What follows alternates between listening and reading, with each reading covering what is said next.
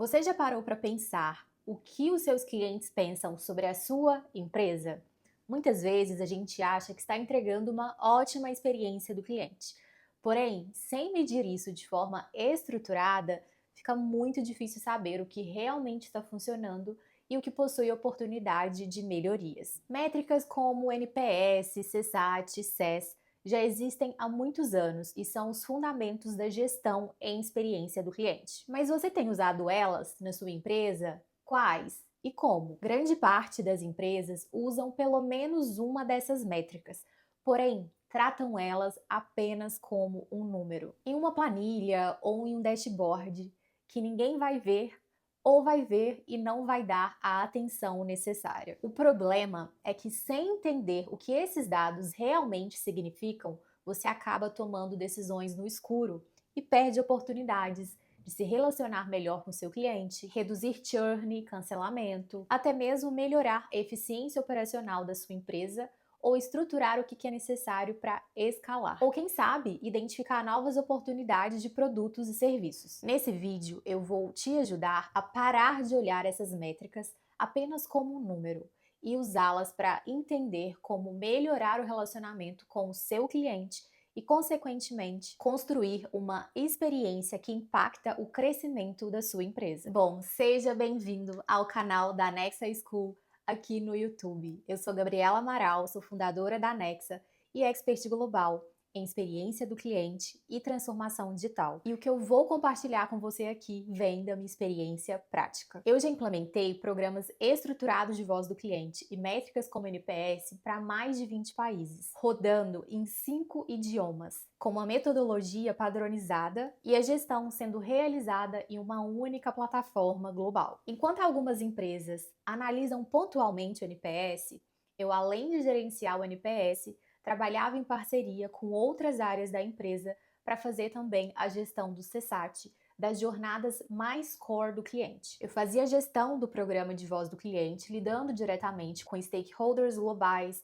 com todos os países e, claro, lidando com desafios reais de cultura, de línguas, operação e tecnologia. Então, tudo que a gente vai conversar aqui vem de uma experiência prática e resultado de quem já lidou com métricas em escala, com profundidade, metodologia validada e com impacto real no negócio.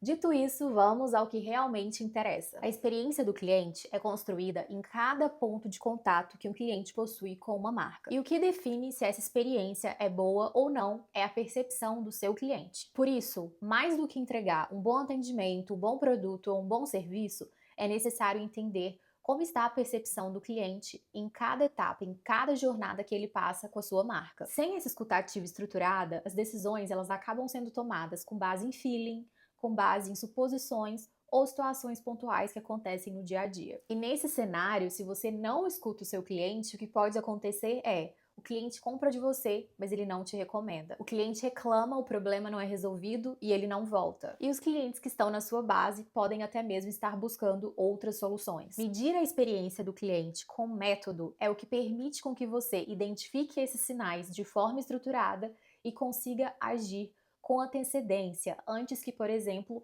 um churn, um cancelamento aconteça aí na sua empresa. Agora nós vamos para a nossa primeira métrica, que provavelmente é a mais conhecida por você, que é o NPS ou Net Promoter Score. O NPS ou Net Promoter Score, apesar de parecer simples, pode oferecer uma visão muito estratégica para a sua empresa. A pergunta clássica da pesquisa é simples: de 0 a 10, qual a probabilidade de você recomendar essa empresa para um colega, para um amigo, para um outro estabelecimento, para uma outra empresa? E as notas são classificadas da seguinte forma: as notas de 0 a 6 representam os clientes detratores, aqueles clientes que estão insatisfeitos e possuem um alto potencial de te criticar, por exemplo, nas redes sociais ou para outras pessoas, e até mesmo chegar a se tornar um churn, um cancelamento. Já as notas 7 e 8 representam aqueles clientes que são neutros, não estão satisfeitos e nem muito insatisfeitos. As notas 9 e 10 representam os clientes promotores,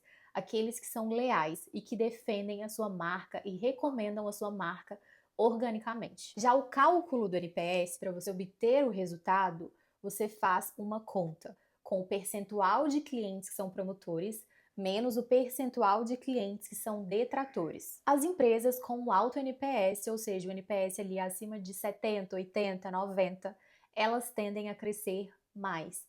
Por quê? A lealdade diminui o custo de aquisição de clientes, aumenta a recompra e pode também gerar um marketing orgânico. Mas o NPS, ele traz uma visão relacional, emocional e uma visão ampla da relação que ele possui com a marca como um todo. Ele não revela detalhes operacionais ou atritos específicos que ocorrem em jornadas específicas. Para isso, nós recomendamos o uso de outras métricas e não somente o uso do NPS isoladamente.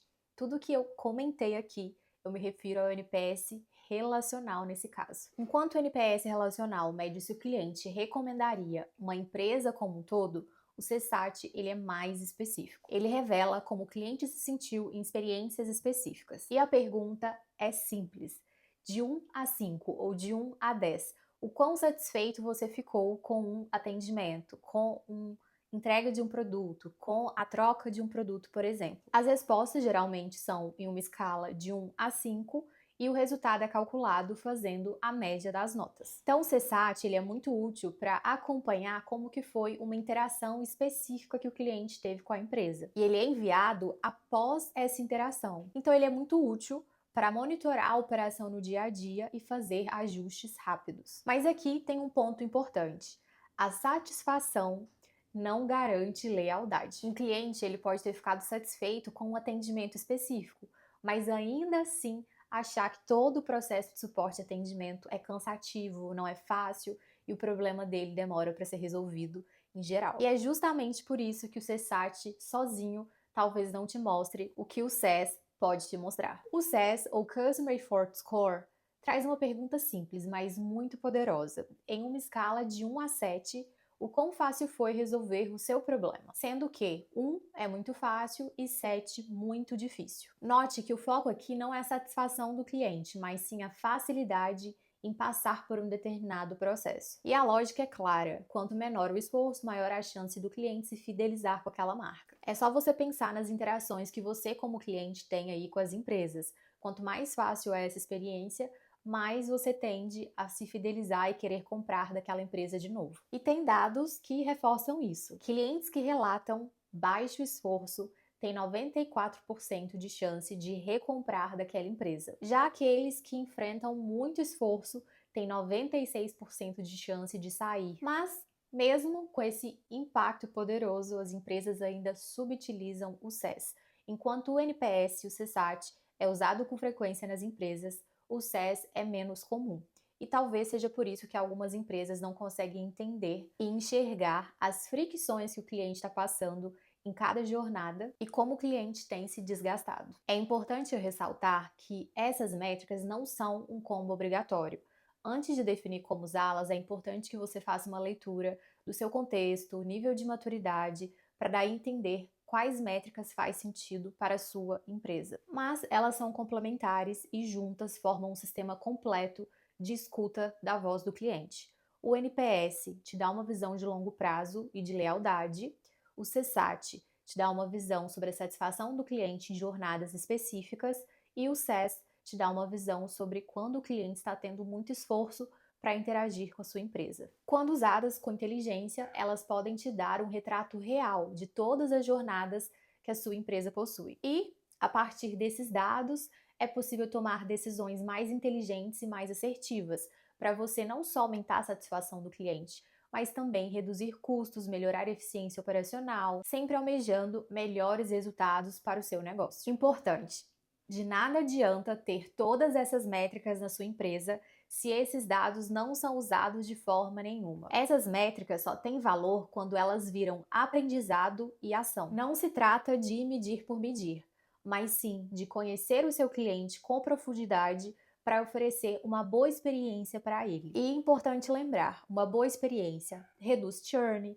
aumenta a renovação, aumenta a retenção, tem potencial de te ajudar a otimizar os custos da sua empresa, te orienta em momentos de escala, assim como pode fortalecer o valor e a reputação da sua marca. Bom, espero que tenha te ajudado e que esse vídeo tenha te trago clareza sobre as principais diferenças entre cada uma dessas métricas, para que você analise qual que é o momento ideal de aplicar cada uma delas aí na sua empresa. E se você quer se aprofundar um pouco mais nesse tema, eu deixei aqui na descrição desse vídeo uma matéria do nosso blog sobre métricas também, e lá nessa matéria tem um presentinho para você que pode ser muito útil. E se esse vídeo te ajudou, deixa o seu like e compartilhe com aquele outro colega que você sabe que também está passando por esses mesmos desafios. E eu te vejo no próximo vídeo.